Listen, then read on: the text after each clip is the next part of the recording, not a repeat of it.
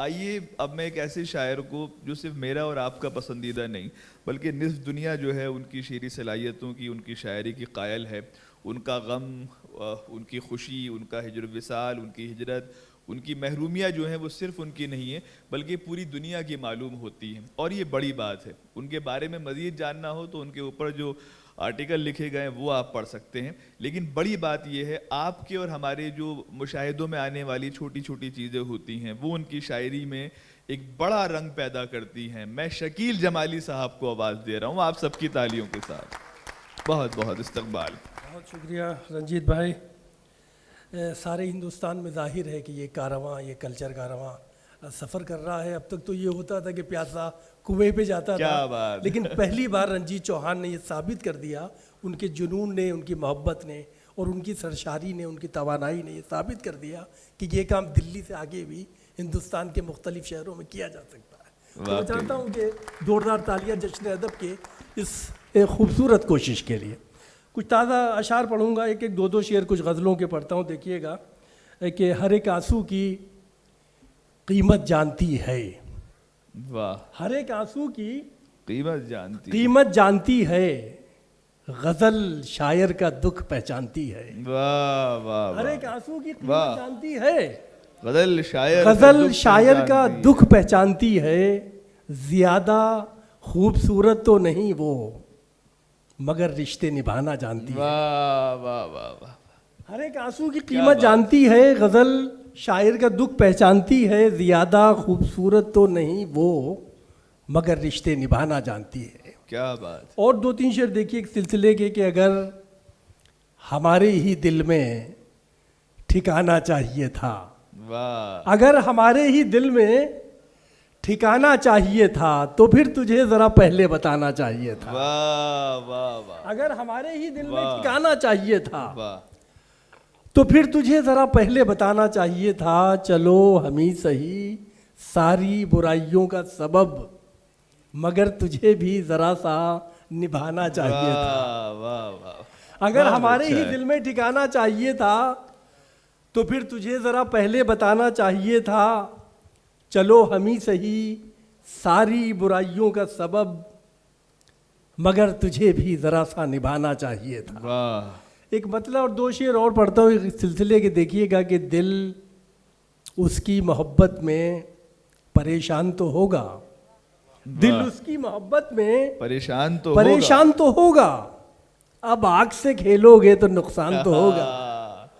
دل اس کی محبت میں پریشان تو ہوگا، اب آگ سے کھیلو گے تو نقصان تو ہوگا، ہم نے تو اسے ایک انگوٹھی بھی نہیں دی، وہ تاج محل دیکھ کے حیران تو ہوگا، ہم نے تو اسے ایک انگوٹھی بھی نہیں دی، وہ تاج محل دیکھ کے حیران تو ہوگا۔ آپ جس محبت سے سن رہے ہیں یہ محبت ظاہر بات ہے کہ بڑے کم لوگوں کے نصیب میں آتی ہے۔ اور کچھ شعر آپ کی خدمت پڑھتا ہوں۔ دیکھیے گا کہ الفاظ نرم ہو گئے لہجے بدل گئے، الفاظ نرم ہو گئے لہجے بدل گئے، لگتا ہے ظالموں کے ارادے بدل گئے۔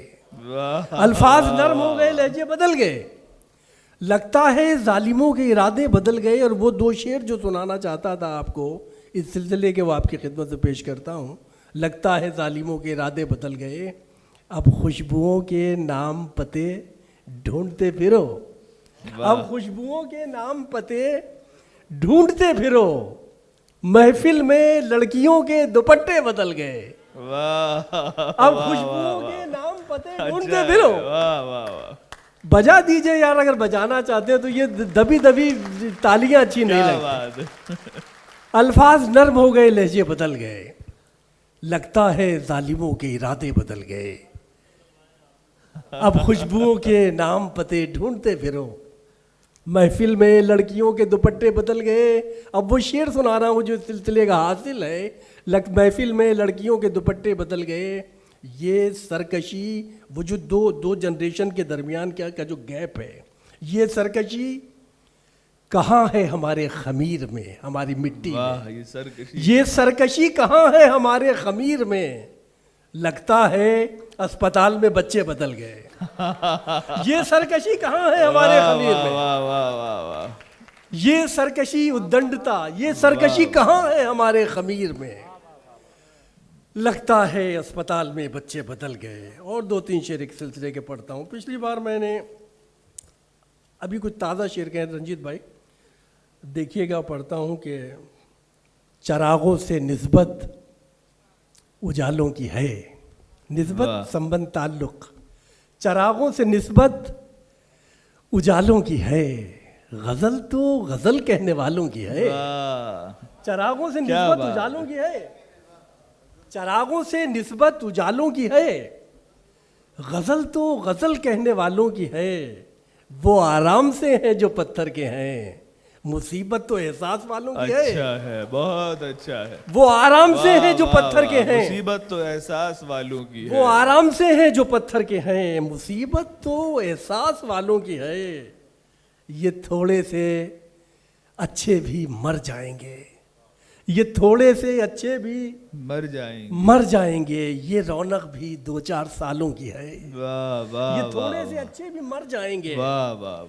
یہ رونق بھی 2-4 سالوں کی ہے. ایک مطلع اور 2-3 شعر پڑھ کے ختم کرتا ہوں اس سلسلے کو. بالکل تازہ شعر ہیں. دیکھیے گا کہ روشن دن اور رات ہوا کرتے تھے اپنے. روشن دن ایک نوسٹیلجیا ہے میرا اس میں. روشن دن اور رات ہوا کرتے تھے اپنے. روٹھنے والے ساتھ ہوا کرتے تھے اپنے. روشن دن اور رات ہوا کرتے تھے اپنے. روٹھنے والے ساتھ ہوا کرتے تھے اپنے. شہر کو جانے والا رستہ نہیں بنا تھا. بھرے پورے قصبات ہوا کرتے تھے اپنے. شہر کو جانے والا رستہ نہیں بنا تھا. بھرے پورے قصبات ہوا کرتے تھے اپنے. ایک آواز پہ سارا گاؤں امٹ پڑتا تھا. 70 ہاتھ ہوا کرتے تھے اپنے. ایک آواز پہ سارا گاؤں امٹ پڑتا تھا. 70 ہاتھ ہوا کرتے تھے اپنے. پھل والوں سے بھاؤ نہیں پوچھا جاتا تھا. پھل والوں سے بھاؤ نہیں پوچھا جاتا تھا. آموں کے باغات ہوا کرتے تھے اپنے. پھل والوں سے بھاؤ نہیں پوچھا جاتا تھا. آموں کے باغات ہوا کرتے تھے اپنے. اب تو گھر کے نوکر بات نہیں سنتے ہیں. قبضے میں جنات ہوا کرتے تھے. زندگی سے لینا. رنجیت بھائی نے ایک 2-3 شعر کے لیے مجھے حکم دیا ہے, پڑھتا ہوں, دیکھیے گا. 2-3 شعر ہیں, اسے بھی توجہ اور محبت سے سن لیجیے گا. عداوتوں کو بھی شائستگی سے لینا ہے, شالینتا کے ساتھ. عداوتوں کو بھی شائستگی سے لینا ہے. اب انتقام بڑی عاجزی سے لینا ہے. عداوتوں کو بھی شائستگی سے لینا ہے. سنیں حضرات, غزل سنیں. عداوتوں کو بھی شائستگی سے لینا ہے. اب انتقام بڑی عاجزی سے لینا ہے. میں اپنے گھر کا اکیلا کمانے والا ہوں. واہ, سنیں شعر. میں اپنے گھر کا اکیلا کمانے والا ہوں. مجھے تو سانس بھی آہستگی سے لینا ہے. میں اپنے گھر کا اکیلا کمانے والا ہوں. شکریہ رنجیت بھائی, بہت اچھے شعر آپ نے یاد دلایا. میں اپنے گھر کا اکیلا کمانے والا ہوں. مجھے تو سانس بھی آہستگی سے لینا ہے. یہ کام سخت بہت ہے مگر یہ ٹھان لیا, حلال رزق اسی نوکری سے لینا ہے. یہ کام سخت بہت ہے, یہ کام سخت بہت ہے مگر یہ ٹھان لیا, حلال رزق اسی نوکری سے لینا ہے. اور آخری شعر شاید جس کی وجہ سے یہ غزل ہوئی ہے, اور شاید رنجیت بھائی نے بھی اسی شعر کی وجہ سے مجھے حکم دیا ہے, حلال رزق اسی نوکری سے لینا ہے. میں اپنے گھر کا اکیلا کمانے والا ہوں. مجھے تو سانس بھی آہستگی سے لینا ہے. وہ اپنے خون سے لکھنے لگی ہے نام میرا. وہ اپنے خون سے لکھنے لگی ہے نام میرا. اب اس مذاق کو سنجیدگی سے لینا. واہ واہ واہ.